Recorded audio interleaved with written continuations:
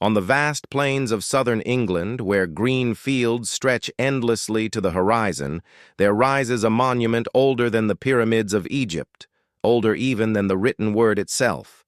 Massive stones, weathered by thousands of winters, stand silent in a perfect circle, sentinels of an age we can barely imagine. Their shadows crawl across the grass with the passing sun, as they have for 5 millennia. This place is Stonehenge, one of the world's greatest and most enduring mysteries. For centuries, these stones have fascinated kings, scholars, priests, travelers, and dreamers. Poets wrote of them. Scientists measured them. Mystics felt their power. Tourists photographed them. And yet the truth about Stonehenge, who built it, how it was raised, and most importantly, why, still eludes us. The first glimpse, imagine it. You are a traveler in the year 1130 AD, riding across the rolling hills of Wessex. The morning. Mist clings to the earth. Your horse's hooves strike the damp ground, and suddenly, through the fog, enormous shapes rise before you. Towering stones, impossibly heavy, arranged in a ring that no ordinary human village could have built. You stop in awe. You wonder if giants placed them there, or if the devil himself dragged them across the seas. Even then, nearly 1,000 years ago, Stonehenge was already ancient, its origins already fading into legend. The power of silence. Stonehenge does not shout its story, it whispers, in the rustle of grass, in the wind sweeping across the Salisbury Plain, in the way light bends and stretches across the stones at sunrise and sunset. Standing here, you feel a presence, not of ghosts or spirits, perhaps, but of time itself. Time, condensed into stone. Archaeologists say the first stages of Stonehenge were built nearly 5,000 years ago. Imagine that span of time. Empires rose and fell. Egypt, Rome, Byzantium. Religions flourished. Kings ruled. Wars raged. And all the while the stones stood, unmoved, waiting, watching. The questions, from the moment humanity first looked upon Stonehenge, questions began. Who were its builders? Ordinary farmers, or an advanced society lost to history? How did they move stones weighing 40 tons without wheels or iron tools? Why did they choose this place? Was it a temple, a burial site, a celestial observatory, or was it all of these things at once? The deeper we dig into Stonehenge, the more elusive the answers become. It is as if the monument was designed to provoke questions, not provide answers. A place between worlds. Some say Stonehenge is a place between worlds, a bridge where earth meets sky, where the living commune with the dead, and where humanity first reached for the stars. When you walk among the stones, you notice something strange. They are not randomly placed. They are aligned, deliberately, precisely, with the movements of the sun and the moon. At the summer solstice, the rising sun pierces the circle in perfect harmony. At the winter solstice, the shortest day of the year, the setting sun aligns once more. This cannot be coincidence. Someone long ago wanted Stonehenge to mark the passage of time, perhaps to honor gods, perhaps to guide farming cycles, or perhaps to unlock mysteries of the heavens we can no longer imagine. Echoes of the builders, think of the builders themselves. They had no writing system, no iron, no machines, and yet they managed feats of engineering we still struggle to fully explain. Tens of thousands of workers must have labored, quarrying, hauling, shaping, and raising the stones. Some brought from local quarries, others from the mountains of Wales over 150 miles away. Did they drag them on sledges, float them on rafts, use ropes, ramps, and sheer manpower? We can only speculate, And in that speculation lies the allure. Because every theory raises new questions. Legends born of mystery, perhaps that is why myths cling to Stonehenge like ivy. In medieval tales, the wizard Merlin raised it with magic. In older stories, giants carried the stones from faraway lands. Others said it was a place of healing, its stones possessing mystical powers. Even today, Stonehenge draws those seeking mystery, modern druids in white robes, tourists at dawn, astronomers with telescopes, spiritual seekers searching for energy. In its stones, everyone sees something different. For some, it is history. For others, it is myth. For others still, it is a sacred temple that never lost its power. A monument that endures. And so, Stonehenge endures. Endures the wind. Endures the rain. Endures humanity's endless questions. It has seen 5,000 winters. And it will see 5,000 more. Perhaps its greatest secret is this. Stonehenge was never meant to be fully understood. Its purpose is not to give answers, but to remind us of mystery itself. A sacred landscape, to understand Stonehenge, we must first understand its home, the Salisbury Plain. Spread across southern England, this land is vast and windswept, a rolling carpet of chalk grasslands, stretching as far as the eye can see. Even today, it feels timeless. Fields ripple with the wind. Crows circle overhead. The horizon remains open and unbroken. To walk here is to step into a world that seems untouched by modern time. But thousands of years ago, this plain was alive with people. The Neolithic builders who roamed this landscape farmed, hunted, and buried their dead here. To them, this was no ordinary land. This was sacred ground. Stonehenge was not built in isolation. It was part of a much larger ceremonial landscape. Burial mounds, processional avenues, wooden circles, and earthworks stretch across miles around the stone circle itself. Together, they form one of the richest archaeological regions in all of Europe. Stonehenge was the heart, but the land was the body. The people of the plain. Who were the people who built Stonehenge? They were farmers. They raised cattle, grew wheat and barley, and lived in small wooden huts that dotted the plains. They were herders and hunters, shaping flint into blades, weaving cloth from wool and flax. They tilled the earth with wooden plows and ground grain with stone querns and day. Yet they were not primitive, far from it. They understood the cycles of the seasons. They organized vast communal efforts. They shaped and transported stones weighing more than a double-decker bus. And they did it with no metal tools, no wheels, no written language. Their society was complex enough to build not just homes and farms, but ceremonial centers that spoke to something beyond survival.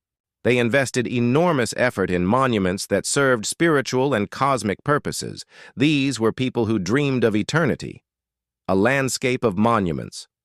The Salisbury Plain is littered with more than 1,000 ancient sites. When we look at the plain today, we see empty fields. But for the builders, this land was alive with meaning. A few miles from Stonehenge lies Durrington Walls, one of the largest Neolithic settlements ever found in Britain. Archaeologists believe thousands once lived here, the builders of Stonehenge themselves. Excavations reveal houses, hearths, pottery, animal bones, signs of feasting and gatherings on a scale that astonishes even modern historians. Nearby, the avenue, a long ceremonial pathway, stretches 2 miles from the River Avon to Stonehenge itself. It is thought processions once moved along this path, connecting the world of the living, represented by timber monuments along the river, to the world of the dead, represented by the eternal stones of Stonehenge. This was not just architecture. It was a cosmic map, a theater for life, death, and the heavens above. Burial grounds of the ancients all around Stonehenge. Hundreds of burial mounds rise like silent waves in the grass. Known as barrows, they contain the cremated remains of men, women, and even children. Many of these burials were placed deliberately to align with Stonehenge, forming a sacred geography of the dead. Imagine a family walking across the plain, carrying a loved one wrapped in cloth, chanting prayers as they climb the mound. They bury the body with offerings, tools, ornaments, food, believing that in death, as in life, the spirit remains connected to the great circle of stones. Stonehenge, then, was not merely a construction. It was part of an immense landscape of memory. Every mound, every ditch, every avenue was woven into the same story. The builder's world. The world of the Neolithic builders was harsh, yet vibrant. Winters were cold, summers uncertain. But these people thrived. They domesticated animals, cultivated fields, and celebrated seasonal festivals. Their year revolved around the cycles of the sun and moon. The solstices marked not only the change of seasons, but times of gathering, feasting, and ritual. The stones of Stonehenge, aligned with these celestial moments, gave physical form to their calendar. But beyond farming and survival, these people sought meaning. They built monuments to connect themselves to the cosmos, to their ancestors, and to each other. The act of construction itself may have been as important as the finished monument. For generations, they hauled stones, dug ditches, and raised posts. Perhaps they believed each act bound them closer to the earth, the sky, and the spirits. Unity through monument. What is perhaps most striking is not just that Stonehenge was built, but that it was maintained and transformed for over 1,000 years.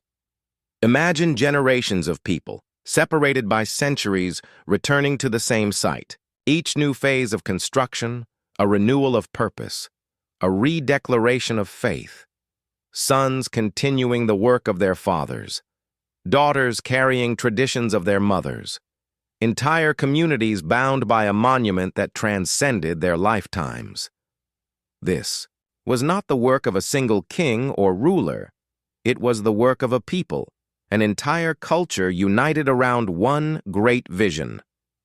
In raising Stonehenge, they raised not only stones, but their identity. A heart of ancient Britain to walk the Salisbury Plain today is to walk in their footsteps.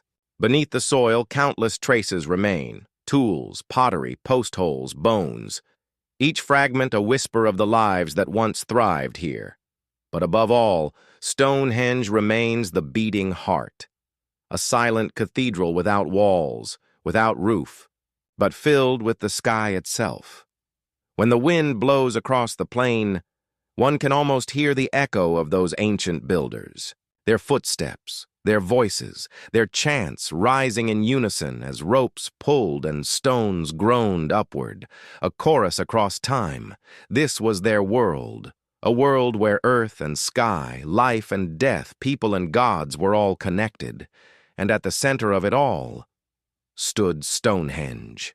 If the Salisbury Plain was the stage and the people its actors, then the stones of Stonehenge were the performance. But here lies the greatest puzzle. How did they do it? Some of the stones at Stonehenge, called sarsens, weigh up to 40 tons. Others, the so-called blue stones, came from the Preseli Hills of Wales, nearly 150 miles away. Even with today's machines, such a task would demand planning, engineering, and raw power. Yet 5,000 years ago, the builders had no iron tools, no wheeled carts, no cranes or pulleys, and still, they moved mountains of stone. This single mystery has fueled centuries of speculation. Theories of movement. One theory suggests the stones were dragged across the landscape on wooden sledges. Teams of people would haul ropes, while logs laid in front rolled the weight forward. But to move a 40-ton block across miles of uneven ground would have required hundreds of workers, and relentless coordination. Others propose that the builders took advantage of winter's frozen ground. When the earth was hard with ice and snow, heavy stones could be dragged more easily across the slick surface. A primitive, natural highway. Another school of thought argues for water transport. Could the bluestones from Wales have been floated on rafts, carried along rivers, and then dragged up the Avon to Salisbury Plain? Experiments have shown it was possible, though the effort would have been enormous. Each method is feasible. None is certain. Experimental archaeology in recent decades, archaeologists have attempted to recreate these methods. In one experiment, modern volunteers dragged a large stone using only ropes, wooden rollers, and muscle power. To their surprise, with enough people, the stone moved steadily forward. The principle was sound. The challenge was endurance, sustaining the effort across 150 miles of hills, valleys, and rivers. Other experiments showed how rafts could carry stones downstream, though storms and floods would have made such journeys perilous. Each trial suggests that what seems impossible was within the realm of human determination. Perhaps the builders did not need magic, only willpower, and a belief so strong that the effort itself became sacred. Raising the giants, if moving the stones was difficult, raising them was even harder. The upright sarsens, some over 20 feet tall, had to be set into pits, tilted upright, and stabilized. Then lintels, horizontal stones, were lifted and fitted atop them. Archaeologists believe ramps of earth and timber were built. Stones were dragged to the pit, the base lowered in, and then ropes pulled the rest upright, pivoting into place. Earth packed around the base secured it, like setting a post in the ground. For the lintels, ramps may have been raised until they could be slid into place. The precision of their joints, tongue and groove connections carved into the stone, shows not only strength, but astonishing craftsmanship. One mistake, and the stone would topple, crushing all beneath. And yet, they succeeded again and again.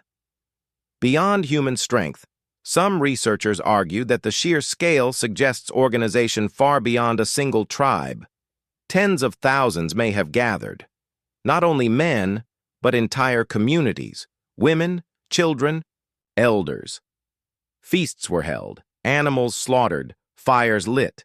Building Stonehenge may have been less a construction project and more a national festival, a unifying event that bound scattered tribes into one people. Every rope pulled was not just work, but worship. Every stone raised, not just labor, but legacy. Alternative theories. Of course, not all theories are accepted by mainstream science. Some suggest lost technologies, wooden machines, counterweights, or levers that left no trace.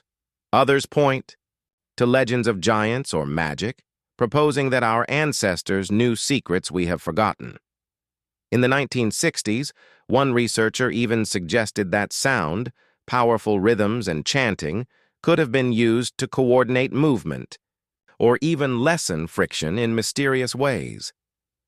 While such ideas remain speculative, they reflect the enduring mystery of Stonehenge. Conventional explanations satisfy some, but never all. The will to build. Perhaps the truest explanation lies not in technique, but in will. When we stand before Stonehenge today, we see the result. But for the builders, the act of construction was itself sacred. To haul a stone, to sweat and struggle, was to participate in a cosmic drama. They were not merely building a monument. They were binding their people, their gods, and their place in the universe. Theories may never fully capture the process, but what matters most is that it was done, not by giants, not by wizards, but by ordinary humans, united by extraordinary vision.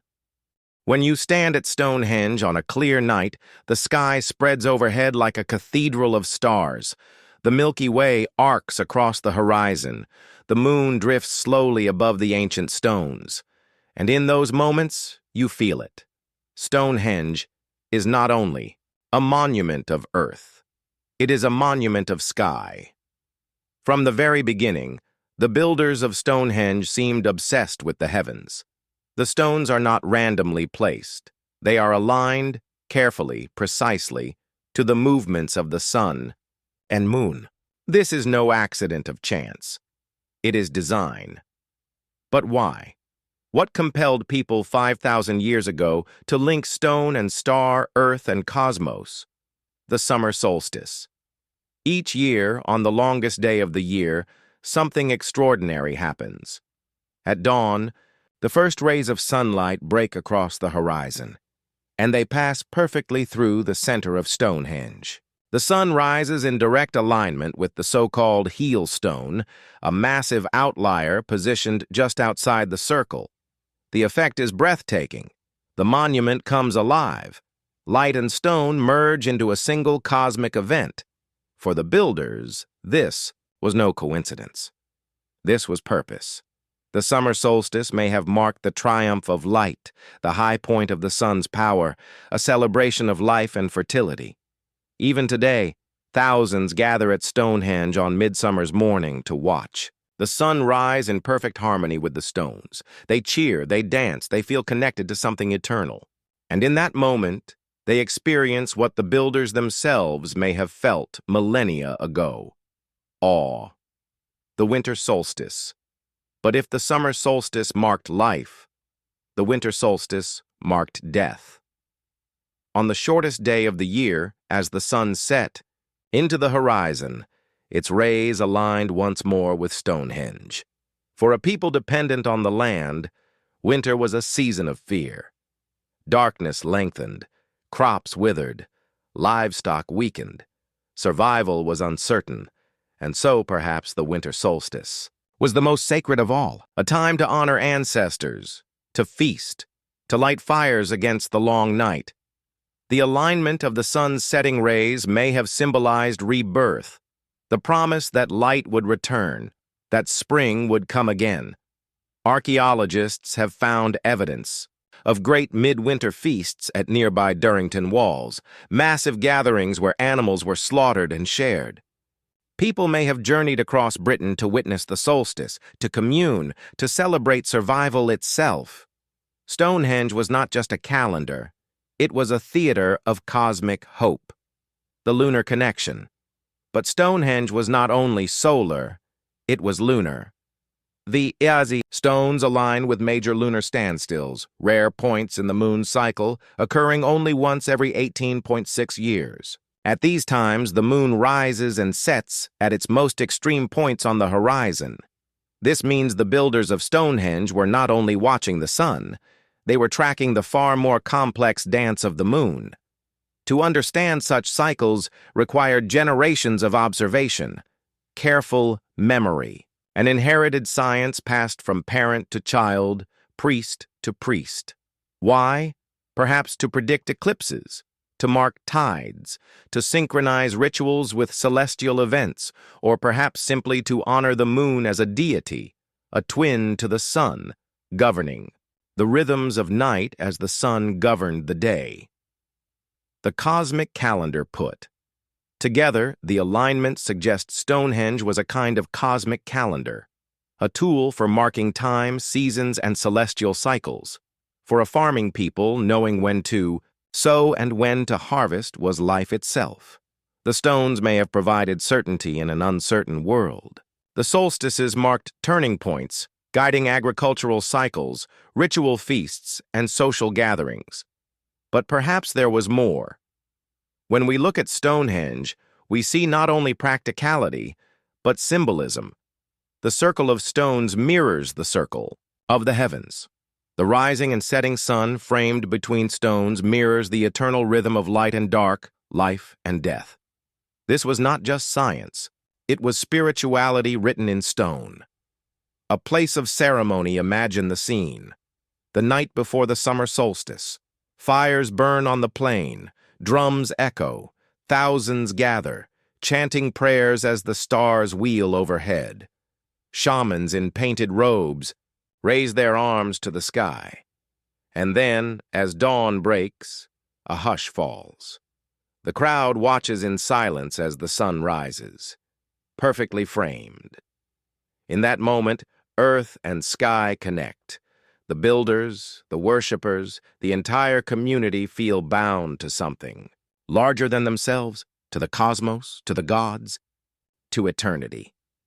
Perhaps this was the true purpose of Stonehenge, not merely to tell time, but to remind humanity of its place in the grand design of the universe.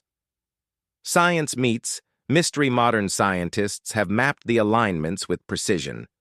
Computer models confirm the solstice sunrises and lunar cycles.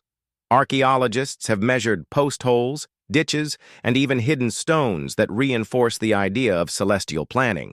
And yet, mystery remains. Were the builders truly astronomers, or were they simply expressing a spiritual vision? Did they intend exact prediction of eclipses and cycles, or did they build symbolic alignments whose deeper meaning is lost to us? The truth may be both. For in the ancient world, there was no division between science and religion. To watch the stars was to worship. To mark the solstice was both practical and sacred. The cosmos was not separate from life. It was life, the eternal sky. And so Stonehenge stands as a cosmic bridge, a place where stones mark the movements of the heavens, a place where humanity first declared, "We belong to the stars as much as to the earth." When the sun rises over the heel stone or the moon arcs across the circle, you feel the intent of those ancient builders. They were not ignorant. They were not primitive. They were sky watchers, dreamers, seekers of meaning. The stones endure, but so too does the sky. The same sun, the same moon, the same stars shine above Stonehenge today as they did 5,000 years ago. And for those who look upon it, the sense of wonder remains unchanged. When the builders raised Stonehenge, they were not just erecting a monument. They were creating a temple, not a temple with walls or a roof, but one open to the skies. Its ceiling was the heavens, its walls were the horizon, its altar was the earth itself. Within this sacred circle, the living gathered. They came to honor the dead, to worship the gods, to seek healing, and to mark the great turning points of the year. Every stone was more than rock. Every shadow cast by the sun was more than chance. This was a place where ritual and religion converged into one. Evidence of death and ceremony excavations around Stonehenge reveal hundreds of human burials, men, women, even children. Many were cremated, their ashes carefully placed within the henge. This makes Stonehenge one of the largest known burial sites of its time. Why? Perhaps the dead were laid here because Stonehenge was seen as a gateway, a threshold between this world and the next. The circle may have symbolized eternity itself, a cosmic cycle of death and rebirth. Offerings of pottery, animal bones, and tools were left with the dead. These were not just graves. They were sacred acts, part of rituals that honored both ancestors and gods. Imagine the mourners, wrapped in animal furs, carrying torches, chanting prayers. They walk slowly toward the circle. In the center, fires blaze, drums beat. The body, wrapped in cloth, is laid upon the pyre. Smoke rises into the night sky, a soul carried to the heavens above. Rituals of life. But Stonehenge was not only about death, it was about life. At Durrington Walls, the great settlement nearby, archaeologists found evidence of massive feasts. Bones of pigs and cattle, pottery filled with food remains, hearths where fires burned. Thousands may have gathered, not just to bury their dead, but to celebrate life. Stonehenge may have been the climax of a ceremonial journey. Living communities walking the avenue from the River Avon, passing from the land of the living, marked by wooden monuments, to the land of the dead, the eternal stones. It was a ritual passage, life to death, flesh to spirit, day to night. In this way, Stonehenge became not just a tomb, but a stage for the great drama of existence. Shamans and priests, though we have no written records, it is likely that Stonehenge had spiritual leaders. shamans, priests, or druids, figures who understood the alignments, who conducted the rituals, who guided their people in matters of the soul. They would have been keepers of sacred knowledge, of when to gather, of how to bury, of what to sacrifice. In the glow of firelight, cloaked in skins, their voices rose in chants. They spoke to gods, to ancestors, to forces unseen. For the ordinary people gathered, these rituals would have been awe-inspiring. The stones became alive. The night, electric. Healing stone. Some researchers believe Stonehenge may also have been a place of healing. The smaller blue stones, transported all the way from Wales, were thought by some ancient traditions to hold curative powers. Perhaps the sick were brought here, laid against the stones, their families praying for recovery. Perhaps water that pooled in the stone hollows was believed to be sacred. If so, Stonehenge was not only a temple of death, but a hospital of hope. Rituals of fire and sound, imagine a ceremony at midsummer. Fires burning in great pits. The circle, glowing red in the night. People gather in thousands. Drums thunder. Flutes sing. Voices chant in rhythms that echo across the plain. The stones reflect and amplify the sound, turning chants into something greater, something cosmic. As the sun rises, silence falls. The people watch in awe as light floods the stones. They feel reborn, renewed, connected to the gods of sky and earth. For them, ritual was not an act of superstition. It was the center of life itself. The duality of Stonehenge, in all this, we see duality. Stonehenge was about life and death, about darkness and light, about fear and hope. It united opposites into a single circle. The dead rested beneath, the living danced above. The sun and moon marked time. Fire burned against night. This duality may be the key to Stonehenge's spiritual power. It embodied the balance of existence. To gather here was to experience the universe itself, in miniature, in stone. Ritual as identity. Why did people invest so much effort in these ceremonies? Because ritual unites. It binds. It creates identity. To raise a stone was to declare, we are one people, under one sky, bound by one sacred place. To bury the dead here was to say, our ancestors remain among us. To feast together was to affirm, we will survive another year. In this way, Stonehenge was not just religion, it was community. It was memory. It was nationhood before nations. The sacred circle. And so, Stonehenge became more than a monument. It became a sacred circle of existence, a place where time stopped, where the living touched the dead, where the sick sought healing, where the sky met the earth. Even today, when thousands gather on solstice nights, torches glowing and drums beating, we glimpse what it must have been like. A sea of faces, united by awe, standing beneath the same stars as their ancestors did 5,000 years ago. For as long as people have gazed upon Stonehenge, they have told stories about it. Its stones are not silent in human imagination. They speak through legend.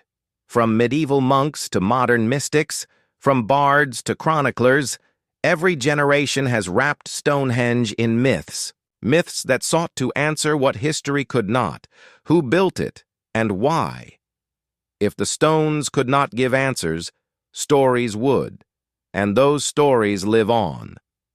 The Giants' Dance, one of the earliest legends, tells us that giants built Stonehenge. In as the old tales, long before humans ruled the land, mighty giants lived in Britain. With their enormous strength, they carried the stones across mountains and plains, setting them upright with ease. The stones were said to be magical, brought from a distant land where healing spirits lived. They were arranged in a great circle for dancing. The Giants' Dance. When humans first stumbled upon it, they could not believe such a feat was possible without supernatural help.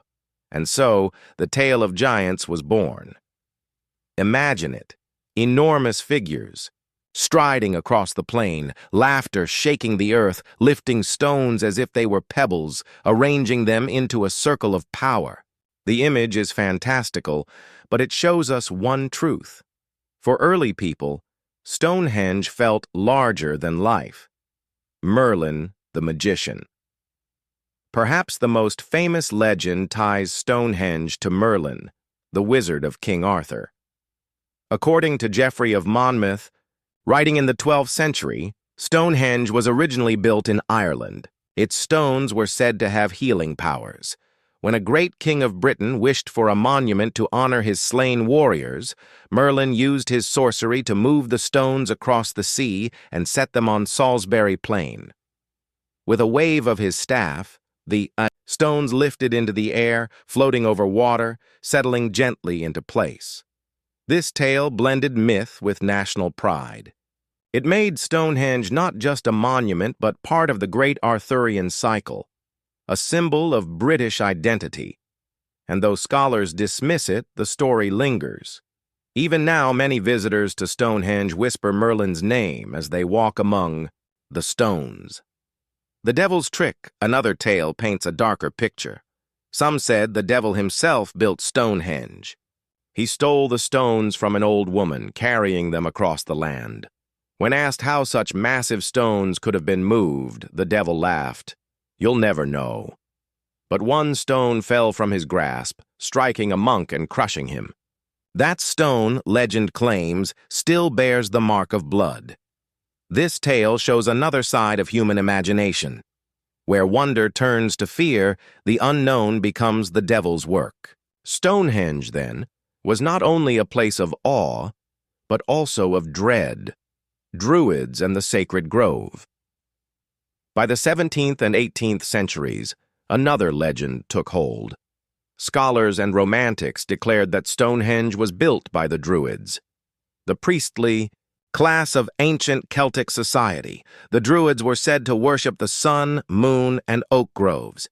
And so it seemed natural to imagine them gathering at Stonehenge, robed in white, chanting beneath the solstice sun.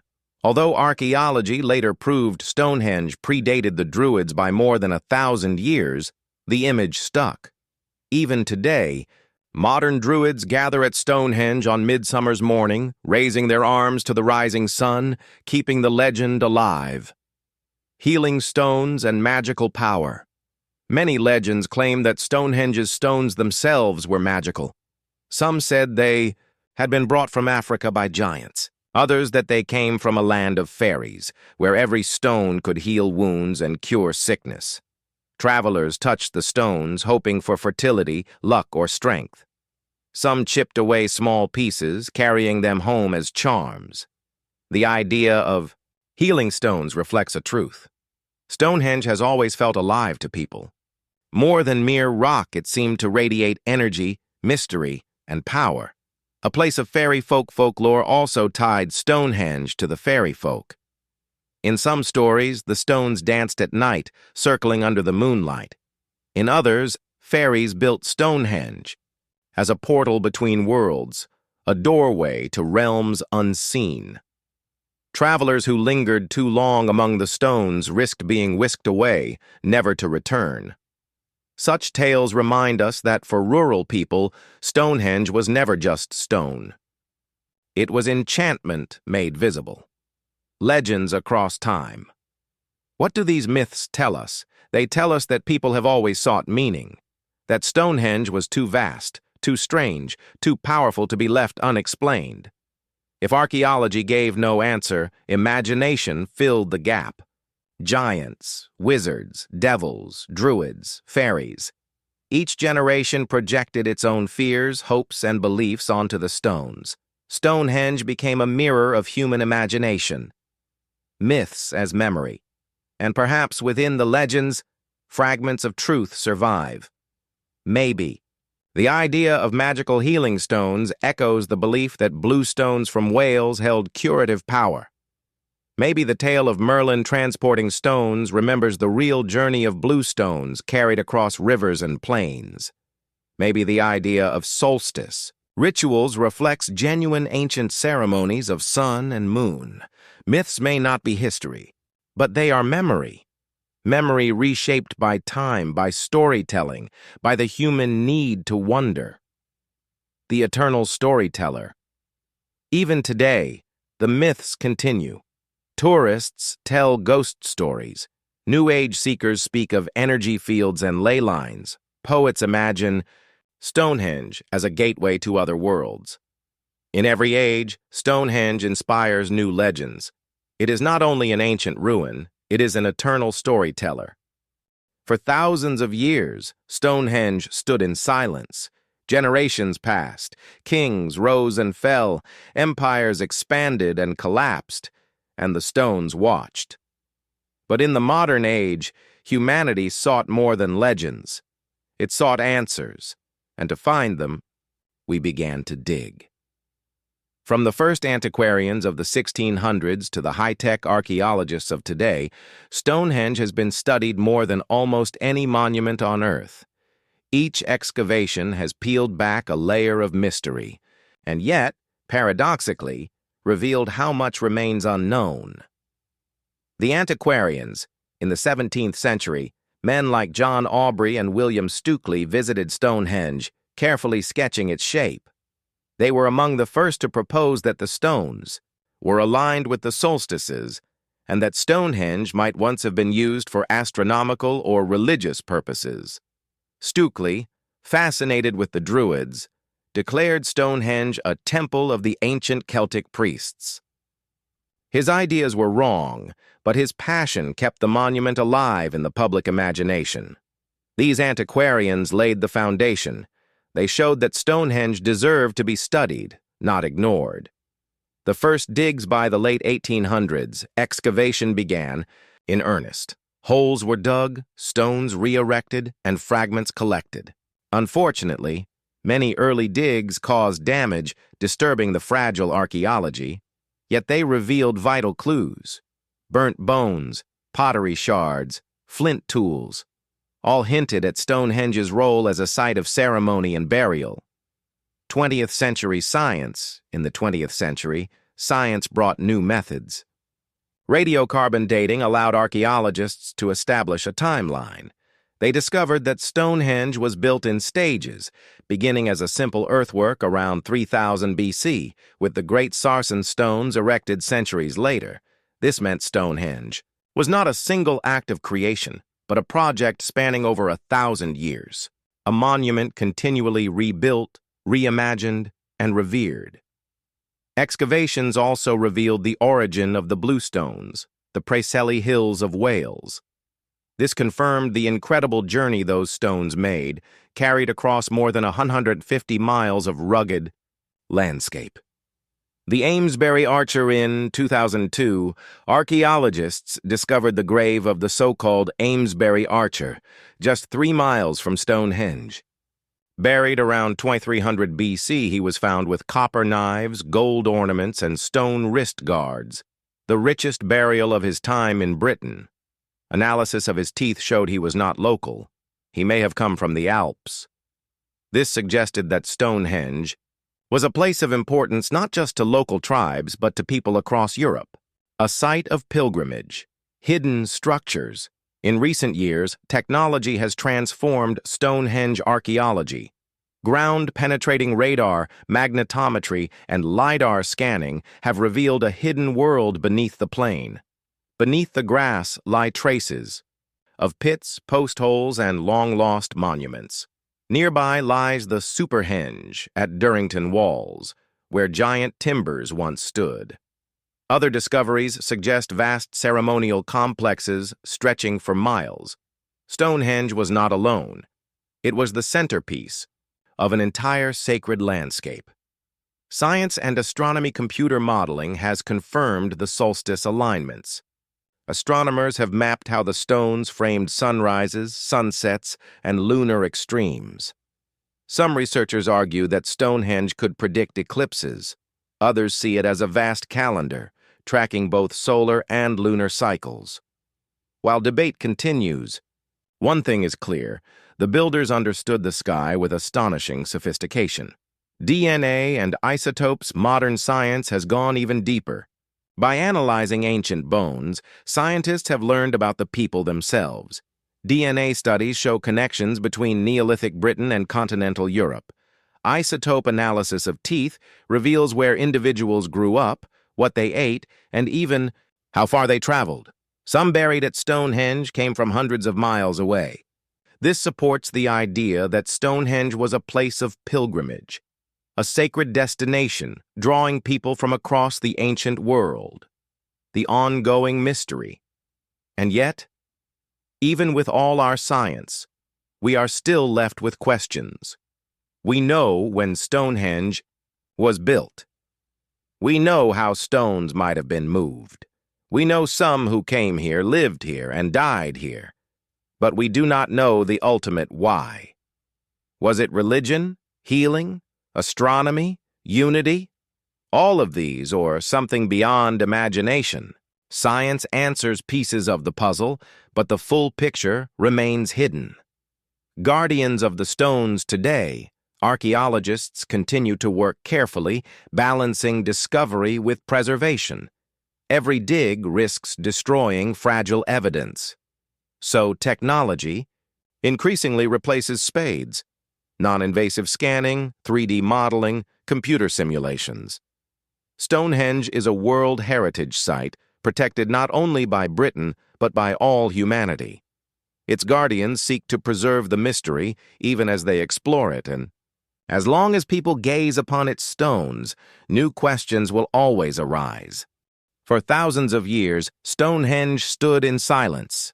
Generations passed, kings rose and fell, empires expanded and collapsed, and the stones watched.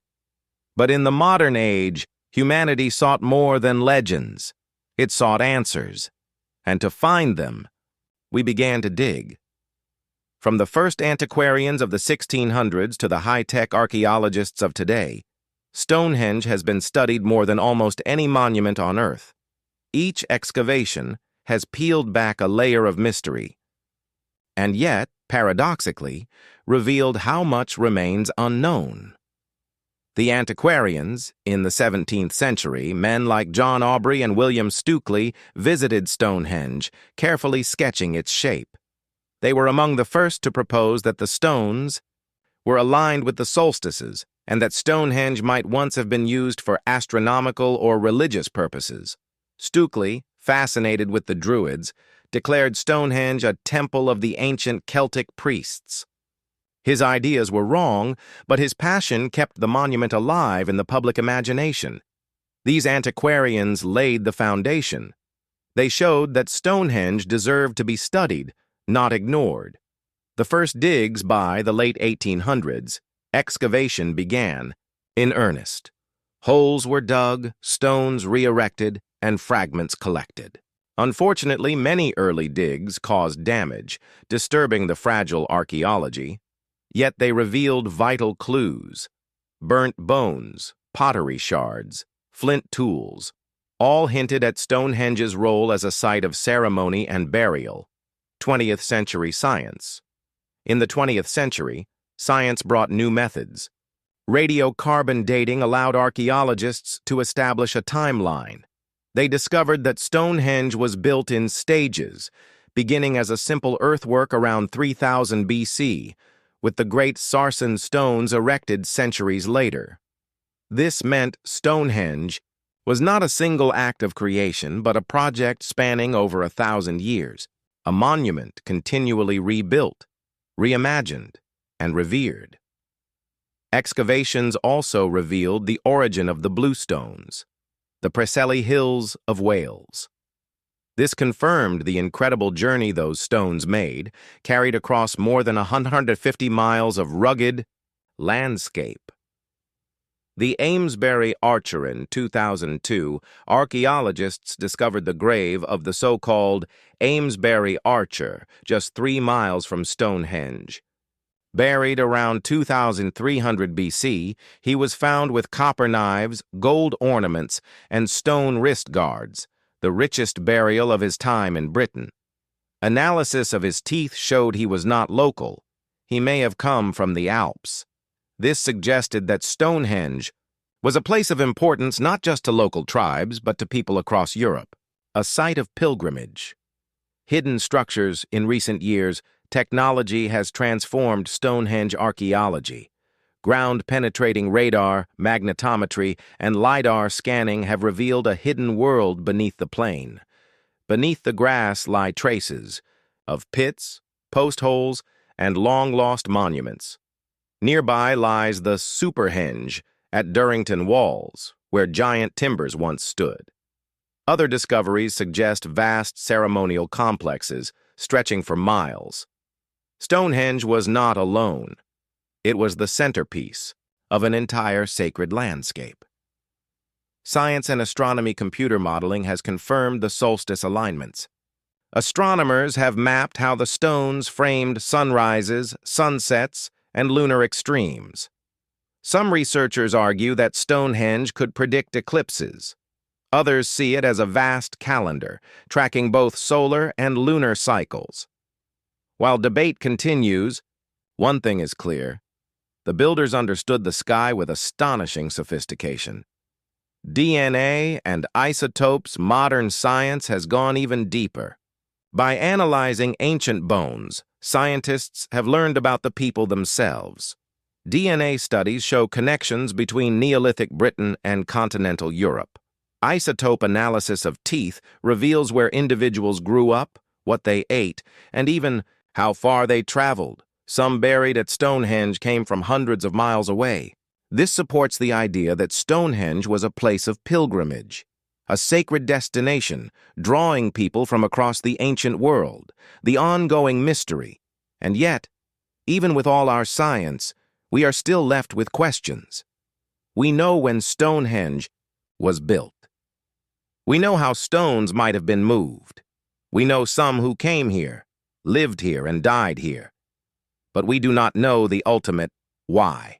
Was it religion, healing, astronomy, unity, all of these, or something beyond imagination? Science answers pieces of the puzzle, but the full picture remains hidden. Guardians of the stones today, archaeologists continue to work carefully, balinese. The sun sinks behind the Salisbury Plain. Stonehenge casts long shadows across the grass. The stones glow in the fading light, their silhouettes black against a burning horizon. For 5,000 years, they have stood here, unmoved, unbroken, watching, waiting. Empires have risen and collapsed. Faiths have been born and forgotten. Nations have drawn borders, fought wars, signed treaties, built cities, and through it all, Stonehenge has endured. It is more than a monument. It is a witness. What we know, science has uncovered much. We know when Stonehenge began. We know some of the people who built it, where they came from, how they lived, and even what they ate. We know how stones might have been dragged, lifted, and aligned with the heavens. We know it was part of a larger sacred landscape, linked to rivers, avenues, burial mounds, and wooden circles. We know it marked solstices, cycles of life, and cycles of death. And yet, all these discoveries bring us closer, but never all the way. What we do not know, the ultimate why, remains elusive. Was Stonehenge a temple of the dead, a place where souls passed into eternity? Was it a cosmic calendar, a clock of stone tracking the heavens? Was it a healing center, a sanctuary for the sick and the hopeful? Or was it all of these at once, a union of science, spirit, and society? The truth is hidden, scattered in ashes, lost in whispers. And perhaps that is the true genius of Stonehenge, that it refuses to give us one answer. It remains a riddle carved into the earth, asking questions across millennia. A monument for humanity. In this way, Stonehenge belongs not only to the people who built it, but to all of us. It is part of world heritage, protected for all nations. It is a reminder that humanity, even in its earliest days, was capable of greatness, capable of vision, capable of lifting its eyes to the heavens and asking, what does it all mean? Stonehenge tells us that mystery itself is sacred, that not all questions need answers, that the act of seeking is what makes us human. Modern pilgrimage every year, thousands still come. On summer solstice morning, crowds gather in silence as the first rays of dawn pass through the stones. On winter's longest night, they light fires and share food, just as their ancestors once did. Some come as tourists, cameras ready. Some come as scientists, notebooks in hand. Some come as seekers drawn by energy they cannot name. All come for the same reason, to feel the weight of time, to stand in the presence of mystery. A bridge across time. Stand within the circle, and you feel it. You are not only in the present, you are in the past.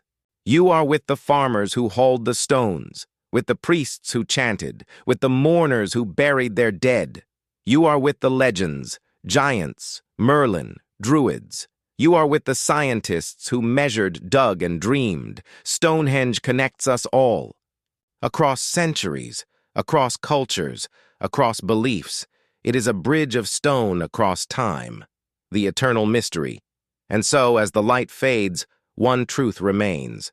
Stonehenge is mystery itself. It teaches us humility, that even in a world of satellites and supercomputers, there are questions we cannot answer. It teaches us imagination, that myths and legends can be as enduring as stone. It teaches us wonder, that the human spirit, from the very beginning, sought more than survival. It sought meaning. Stonehenge is a message left by the past, not to explain, but to inspire.